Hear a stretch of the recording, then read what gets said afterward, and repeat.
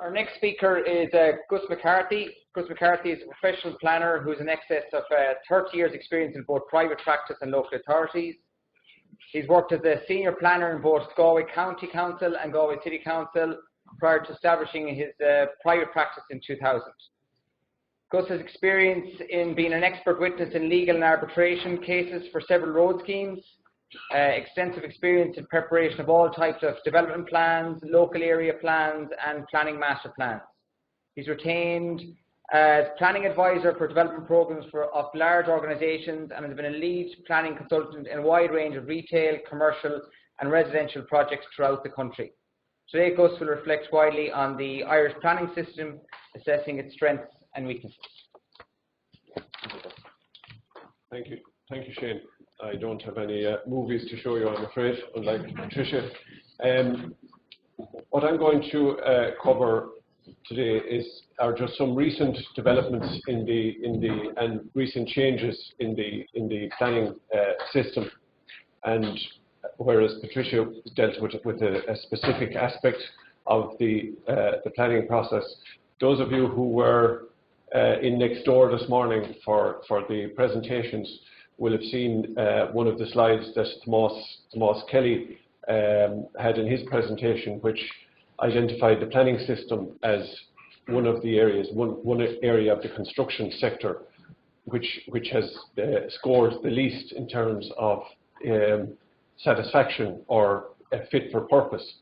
And I suppose what we've seen recently are quite a lot of changes in planning legislation, which are effectively patching up a system that is really in need of a major overhaul. We have new planning legislation now coming out every few months, trying to remedy issues that has arisen with the various aspects of the planning process.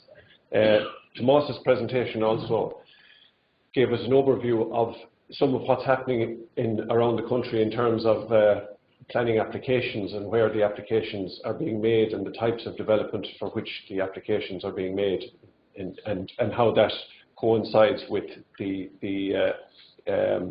populations in those regions.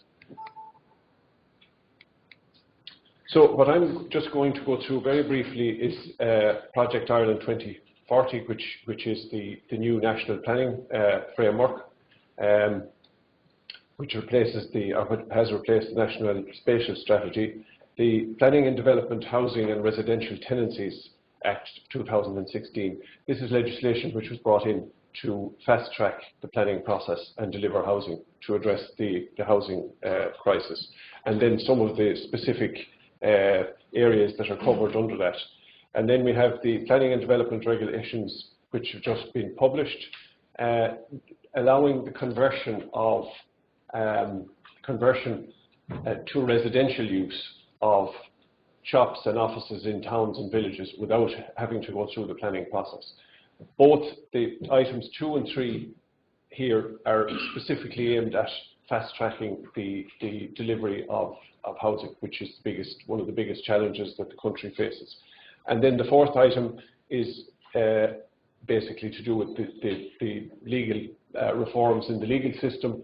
Most of you will be familiar with what has happened with the Apple project near Athenry recently, which went through the planning process, and after a lengthy planning and appeals process, which didn't take an unusually long time, it ended up being subject to a judicial review, which has delayed the project for twice the amount of time, in fact, that it took to get through the planning process, has created huge uncertainty in terms of whether that project will proceed. And in fact, at this point, we don't know if in fact it will proceed. So that has given rise to issues with the legal system and challenges to planning decisions through the legal system when they've gone through the planning process. This didn't arise as a result of the Apple project alone. These problems have been around now for some time, but it's only when there's a major high-profile project such as the Apple project, which has done significant damage to Ireland's reputation, as a place to invest. So Project Ireland 2040, which is the national planning framework, and I suppose really all I want to say on this slide is that unlike the previous national spatial strategy, which really wasn't implemented to any significant degree for a number of reasons. Number one, I suppose there wasn't, we just weren't ready in Ireland for a national planning strategy. Secondly, and probably most importantly, there was no alignment between the National Development Plan and the National Spatial Strategy. You can only implement a strategy if you have the means and the finance to implement it, as well as, of course, the political will. And the two weren't aligned previously, whereas this time they are being aligned. And if you recall, shortly after the National Spatial Strategy was adopted, the biggest decision, I suppose, that has been taken in the recent history in terms of influencing where people would live and the distribution of population was the decentralization of government services. And in fact, it didn't coincide at all with the National Spatial Strategy. More development took place in centres outside of those that were identified in the National Spatial Strategy than took place in those that were identified, which I suppose tells us something about the level of commitment or the lack of commitment to the National Spatial Strategy. So we're obviously hoping that it'll be a little bit different this time round. The National Planning Framework is the top tier. It's just one level. It's a very high level exercise. There are a number of levels to come. There are the regional strategies, and then there are local plans, all of which have to align with this new national planning framework. So for the regions, the most significant stage is yet to come, and there will be metropolitan area plans for the urban areas that have been identified in the framework. These are some of the key the facts which influenced the national planning framework.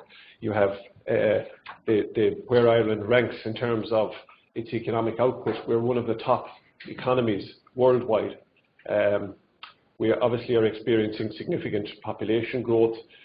We have issues in terms of education and capacity of the education sector.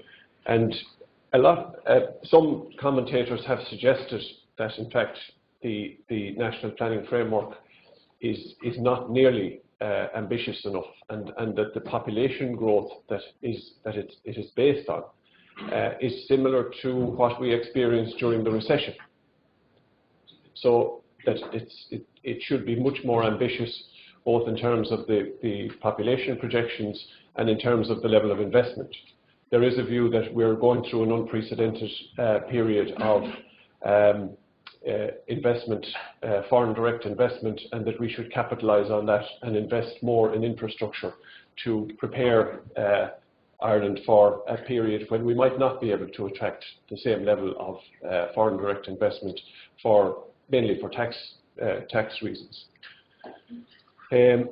So these are some of the strategic outcomes that are set out in the National Planning Framework. Compact growth. The document is very much centred on avoiding sprawl and having a compact approach to future development, focusing on the existing urban areas and particularly the larger cities. Enhanced regional accessibility, strengthen rural economies and communities, sustainable mobility, which is obviously something that Galway has to address. Strong economy supported by enterprise innovation and skills, high quality international connectivity, enhanced amenity and heritage, and transition to low carbon and climate resilient society, sustainable management of water and environmental resources, and access to quality childcare, education and health services. So these are the I suppose the 10 strategic outcomes that are identified in the framework. They're not necessarily new. Quite a lot of these were contained in its predecessor, the National Spatial Strategy, but the level of success in implementation was poor, I think would be fair to say. So in terms of I suppose the most significant spatial element of the document is that 75% of all population growth is to occur outside of Dublin. And the main focus outside of Dublin is to be on the Cork, Limerick, Galway and Waterford. Now, towards the end of the period of preparation of the document, a number of additional urban centres were added. And there is a view that I suppose that the political system has once again interfered in the preparation of this strategy. These were added very much at the 11th hour: Sligo, Athlone, Dundalk, Drogheda, and Letterkenny. So while the document wasn't going to, I suppose, designate urban centres in the same way that its predecessor did, that's effectively what we have. We have Dublin, we have the major urban areas outside of Dublin, and then we have a series of smaller urban centres. And obviously there's significant reference to the Atlantic Economic Corridor, which is increasing connectivity between Galway and the major centres such as Sligo, Limerick and Cork. And obviously the motorway between Limerick and Tuam is part of that Atlantic corridor and part of that connectivity. So that's just a brief synopsis of the national planning framework, which, as I said, this is the initial high level. There's quite a lot yet to come. It remains to be seen whether there is sufficient commitment to the implementation, and let's hope that it will be more successful than its predecessor. So moving on then to the strategic housing development. This legislation was introduced in 2000 it was first drafted in 2016, came into effect in 2017, and its purpose was to try and fast-track residential development through the planning process. It applies to residential developments of more than 100 dwellings or student accommodation projects containing 200 or more bed spaces.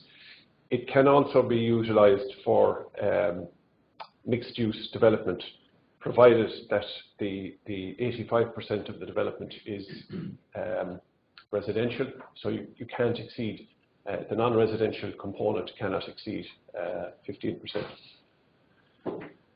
It's still relatively new. As I said, it only came into effect in the middle of 2017. It is a genuine effort by government to improve the to speed up the delivery of housing. And I suppose one of the most significant aspects of this new legislation is that for the first time ever, the planning process must now make a decision, and in Borplanala must now make its decision on significant projects within a defined time frame.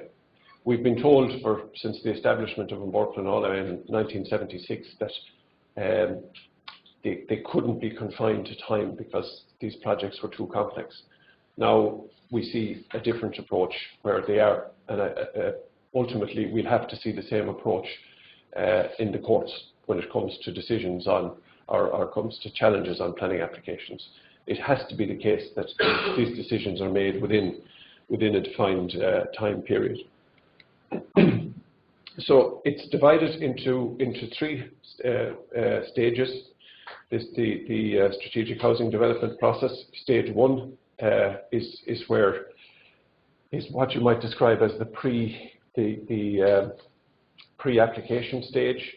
Stage 2 is a consultation period which involves consultation between the applicant for the development, the local planning authority, and An Bord Pleanála. I should have mentioned, by the way, that at the core of this this legislation is that the planning applications go directly to An Bord Pleanála, and the Bord Pleanála make the decision. But there is a significant role for the local planning authority. It's not unlike the legislation which was introduced in 2006 for strategic infrastructure. The difference is that under the strategic infrastructure legislation, there's no time limit on Bord Pleanála in terms of making its decision. In practice, the process, the strategic infrastructure process has not been a fast-track process.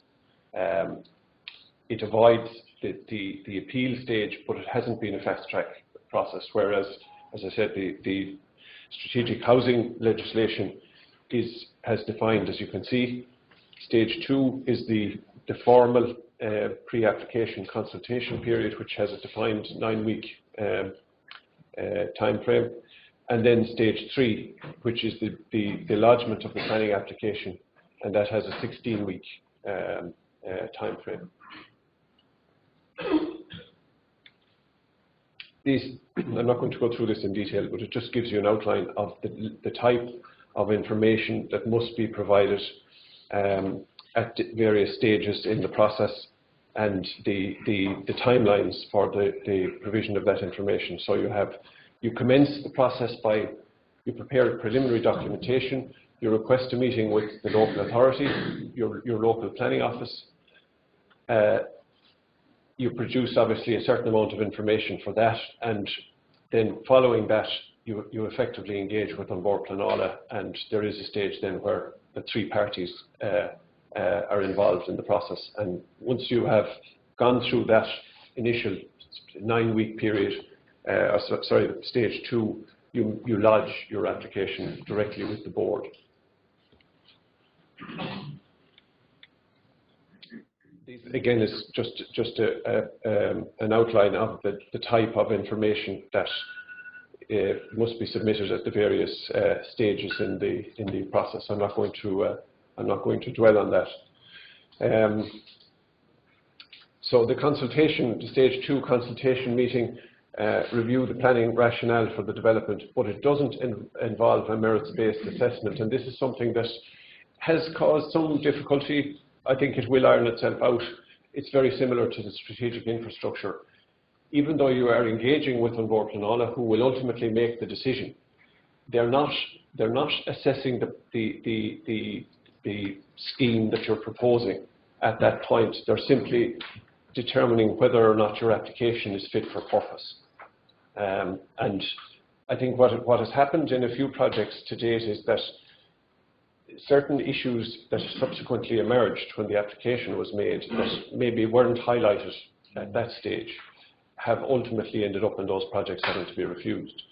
But it is a little bit of a weakness in the process. There's a reason for it, in that the board do not want to be seen to be giving a direction to the applicant, or indeed giving an indication as to whether or not a project will be successful at a very early stage, when other parties haven't had an opportunity to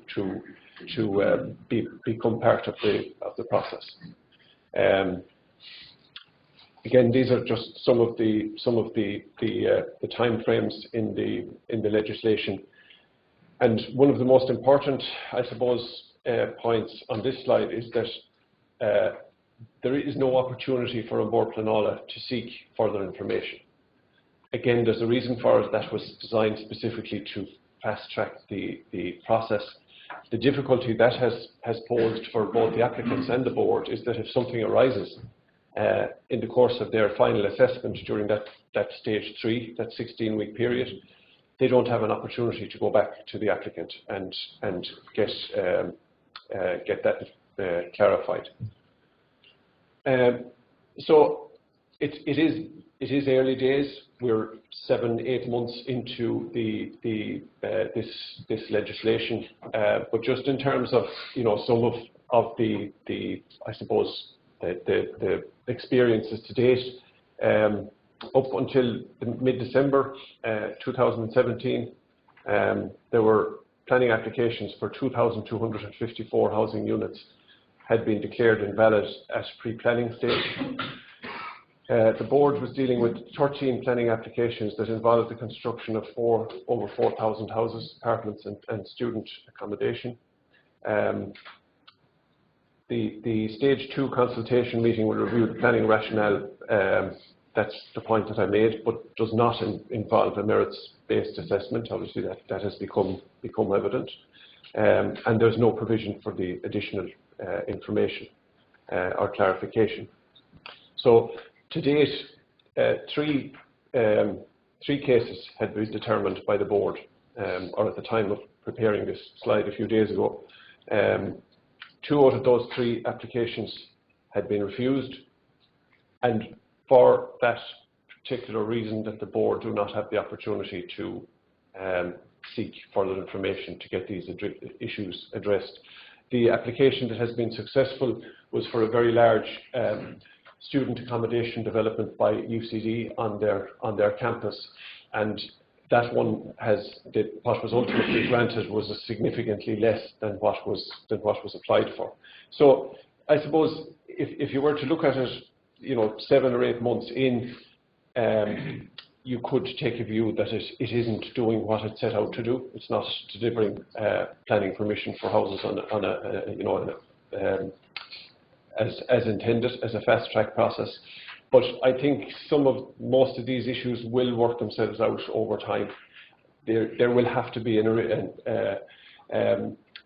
arrangement whereby the board can give greater direction to applicants at the pre-planning stage, because, as we've seen, relatively straightforward issues have emerged subsequently that resulted in the applications having to be refused. But I think overall this legislation is to be welcomed, and when it settles down, I think it will begin to deliver. It will begin to deliver permissions in a much shorter time frame. And the fact that, for the first time, as I said, for the first time ever, we have a defined time period in terms of making the planning application is something that we need to see implemented in other areas of the planning process. This was just yet another aspect of that legislation, which was to do with extension of duration of planning permissions. Existing planning permissions that had already been extended and where significant works had already been commenced. Again, all of these measures are designed to get the industry or improve the delivery of housing. So you can, in fact, get a further extension of up to 5 years for planning permissions of 20 houses or more, where substantial works had been carried out.